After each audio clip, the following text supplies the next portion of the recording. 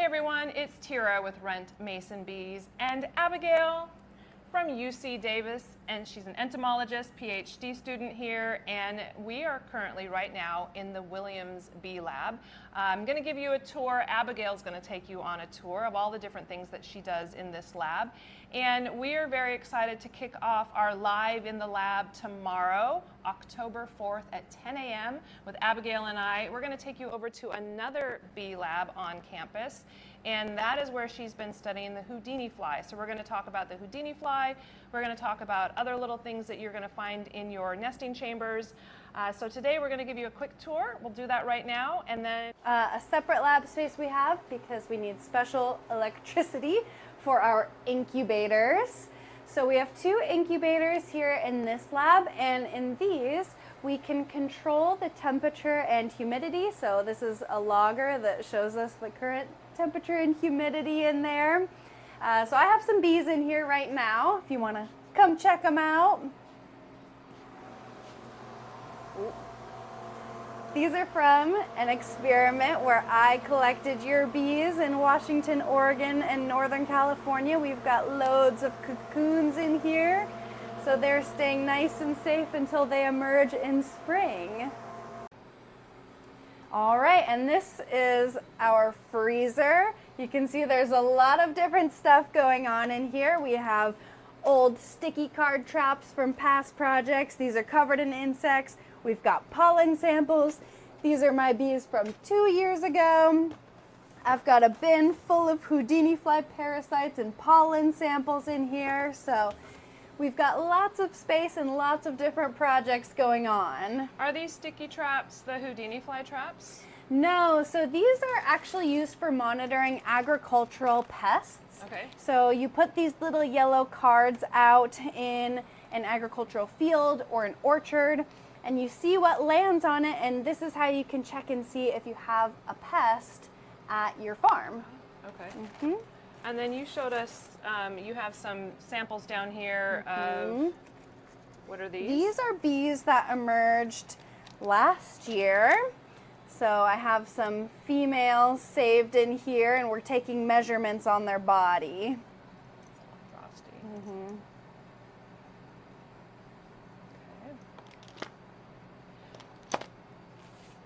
Great. Yeah. So this is where you keep everything frozen. I see there's so many different. Yeah. Loads of Lots different of buggies really cool in things here. Okay. Okay, one of the big questions that we get every season is what else is nesting in our nesting chambers? And so what's really great about coming to the Bee Lab is we get to see trays and trays of bees. And so I asked Abigail to pull out some of the bees that you would see in your garden so that you visually can see what they're going to look like. And so we're going to show you the size of what they look like in the tray, and then I'm going to also show you what they look like under the microscope.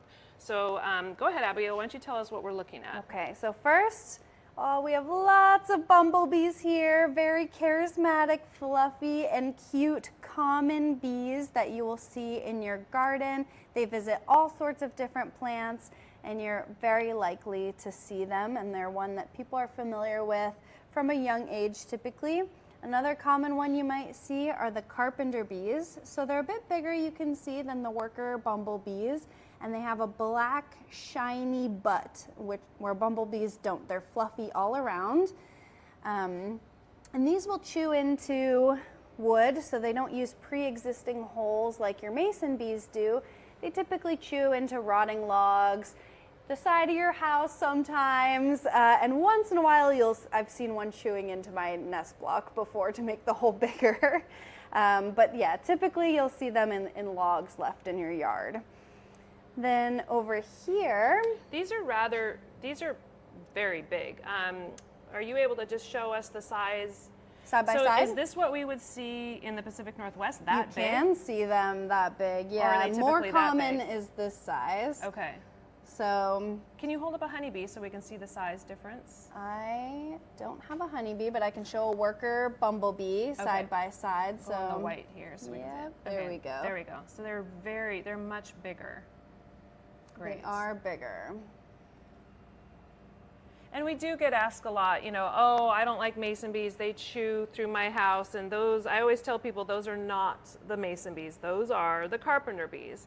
And you can see the size of them. And yeah, they have pretty big mandibles that chew wood in order to find their nesting chambers. Correct. Okay. Then over here we've got lots of different cavity nesting bees. So here are some osmia, like you know and love, our mason bees.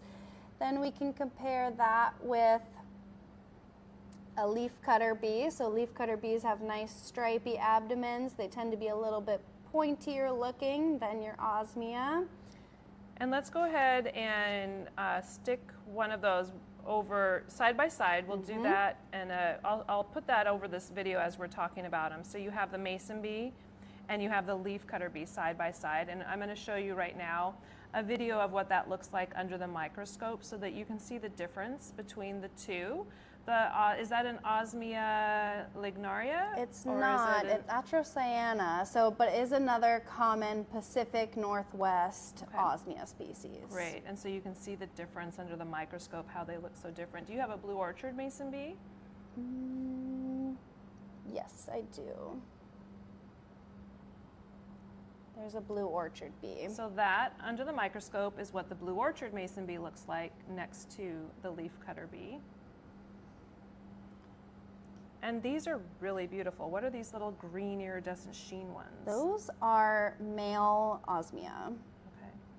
Yeah, Osmia. really beautiful. So osmia, so explain to sorry. everybody. Yes, so scientific term osmia is mason bee. So why don't you teach everybody the difference between Osmia lignaria and all the different species? Yeah, so osmia refers generally to many different species of mason bee, but they actually come in many different species. So Osmia lignaria is the blue orchard bees that you can get with rent mason bees, but there's also things like Osmia ribiflorus, which is a beautiful early spring flying mason bee, but we have hundreds of species of osmia around the world. Great. And we're going to show you what those all look like under the microscope. So why don't we walk over to your microscope here, because I know that we were playing around before we started videoing. And we have pollen mites, and what are we looking at right now? Right now I have some pollen mites under here, but we were also checking out some Sapija wasps, which are a parasite of mason bees, and we were also looking at Houdini flies, the non-native parasite of mason bees. Great, and I also brought some mono wasps as well. So we will show you what those look like. So why don't we take a look right now and take a look at the pollen mites, and why don't you explain to us what the pollen mites look like? Yeah, so pollen mites, they're really difficult to see with the naked eye. When you open up a nest that has pollen mites, it looks like yellow powder kind of exploded everywhere. And so they're really small, microscopic, white arthropods. They're kind of hairy looking, and they eat the pollen that the mother bee left in there and reproduce inside of the brood cell, and then they emerge and spread next spring just like your mason bees do. Great, and then let's take a look at, let's see, you had the Sapija wasp, and tell us, they're beautiful. Look how beautiful they are. Yeah, the Sapija is really beautiful. So you might see this and think it looks similar to a yellow jacket or other wasps that you see in your garden. These ones are unique. They will drink nectar, but they don't go after your hot dog like some yellow jackets do when you're having a barbecue. These are actually native parasites of mason bees, so they can be a good indicator of a healthy ecosystem in your backyard, because having parasites means that you have a strong bee population, but they're really beautiful insects. And so that would lead us to the Houdini fly. Are those good to have in our backyard? No, we do not want Houdini flies. So you might think, Abigail, you just told me that parasites are good. So the Houdini fly was brought from Europe to the US 7 or so years ago now. And we don't want them because they are not native. And so they're out competing our native parasites, and they're harming the native bees.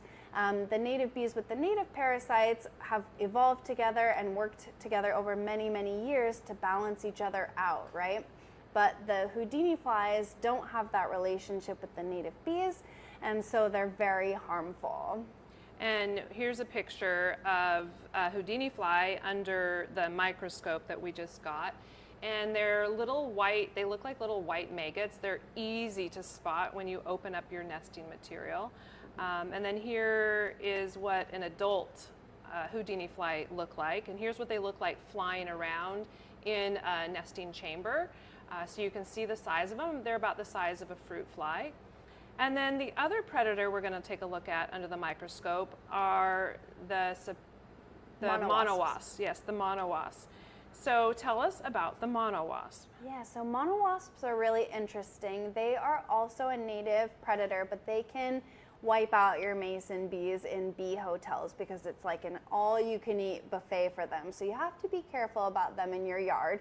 Monowasps are really tiny, and they have this long ovipositor, which you'll see under the microscope, and they use that to drill through the side of the nesting block or straw and lay their eggs inside of the bee cocoon that's already in there. So this is after your bees are done nesting, they have their mud plugs, they're all closed up for the season, and this wasp sneaks in and lays her eggs in those cocoons, and her larvae eat the bee larvae long after the nesting mother bee is gone.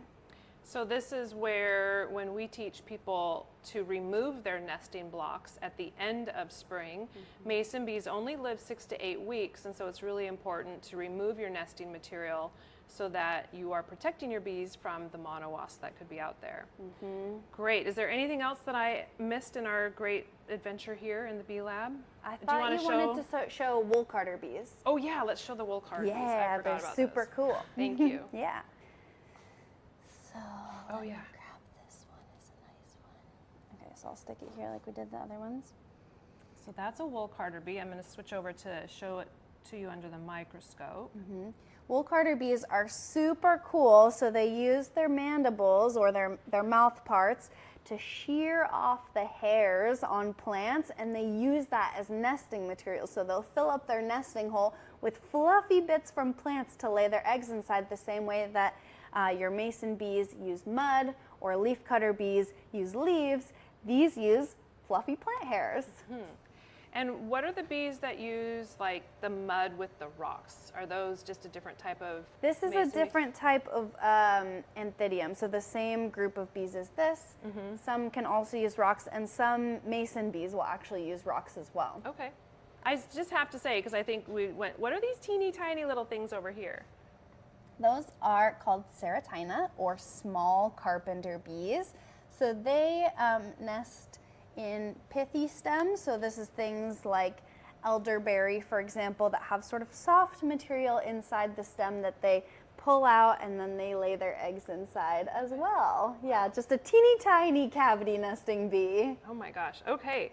Well, good. And then just real quick before we end, let's go over to these racks over here, and why don't you pull some of them out, because I think this is really fascinating. So we are in the bee lab, and so in the bee lab you get trays and trays of specimens. Yes, so these are all from past projects that we've done. We curate and identify all of our own bees here, and then we save them to help us use in future projects for other research, to identify other bees. Yeah, we've got loads of bees in here, and these are quite old. These ones are from 2011, for example, when they were first collected. We've got some 2012 bees over here, and wasps, lots of different stuff. Where's the tray of those wasps? Oh, there they are. Oh yeah, here's some wasps down here. These are some beautiful spider wasps. Some different, these are a mud dauber type of wasp. Yeah, these are flies. Super cool. Yes, great. All right, everyone. Thank you so much for joining us at the Williams Lab.